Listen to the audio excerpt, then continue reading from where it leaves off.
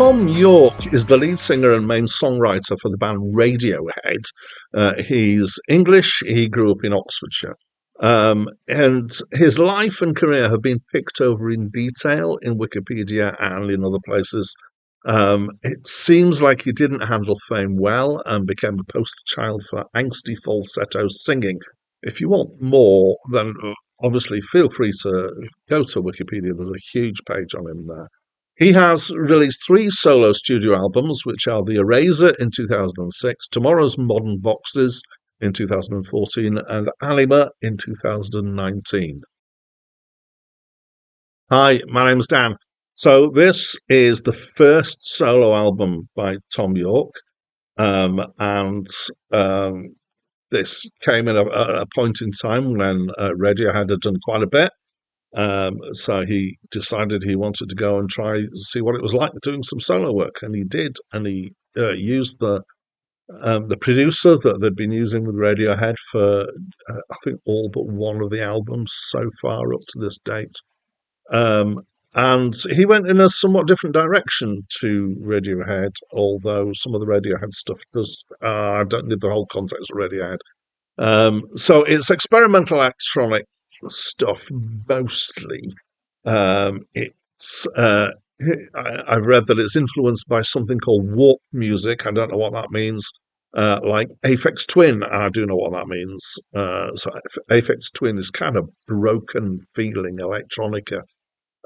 So it's glitchy. It's often got quite complex and electronic beat stuff going on. Some of it is kind of drum-like sounds, but not very. It's more kind of sound effecty stuff. Some interesting. It is. I use the word glitchy because it's often got kind of sounds of little crackles and things that make it feel like it's just a little bit broken. Um, and um, and the other kind of electronic thing in here is, well, one of the other electronic things is the use of synth pads and stuff. And then there's occasional bits of piano or guitar or bass, and quite often these are obviously being played and sampled and then messed about with somewhat. So that we've got loops going on, we've got things that are kind of snatched around and kind of adding to this kind of glitchy feel of this. And then we've got Thom Yorke singing, um, which I think all the tracks are songs. I don't remember any instrumentals. And his singing, it feels like it's overlaid, like I'm getting kind of poetic here, overlaid like a thread woven through sticking up pins. Kind of like everything is glitchy and stuff, and then there's this thread of singing. Yeah. His voice is, I mean, he's well known for it in Radiohead. It's quite iconic. It's angsty. The lyrics are, I believe, a kind of stream of consciousness stuff. It's generally not got a feeling of happiness to it, but it feels like non-specific unhappiness to me. I have mild synesthesia, which means that sometimes I get crossover of the senses. And this, for some reason, gave me a strong feeling of something that was white and sterile and hard, but with quite a lot of clutter on it. So, yeah, sometimes I hear music, I see kind of things through it, or sometimes I kind of get textures through it and the feel of things. Um, it feels quite personal as an album, I'd say, and I think some of that is the production. It doesn't feel big; it feels kind of honed in and close and intimate, but it's also quite broken, as I've kind of said before, and limping, but meticulously put together, very detailed in the way that it's been done.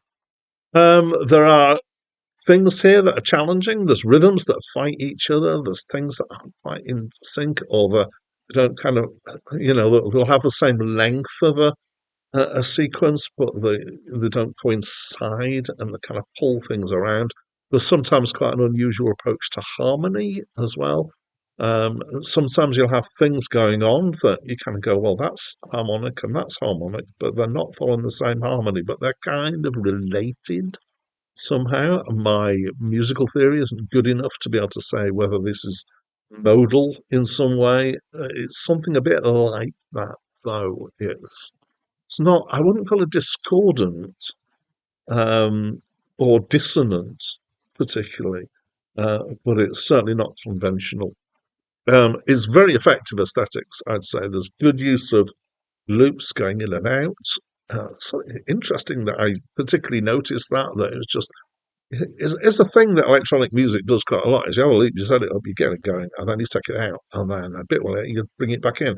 And this album seems to do that particularly well for emphasis, I would say. So the end result's quite otherworldly, and it's just interesting. I can't decide if, in the long run, I would love it or if I'd actually be irritated by it. The irritation would probably come from the kind of janky feel of it and the somewhat, the repetition of things sometimes that can get to me.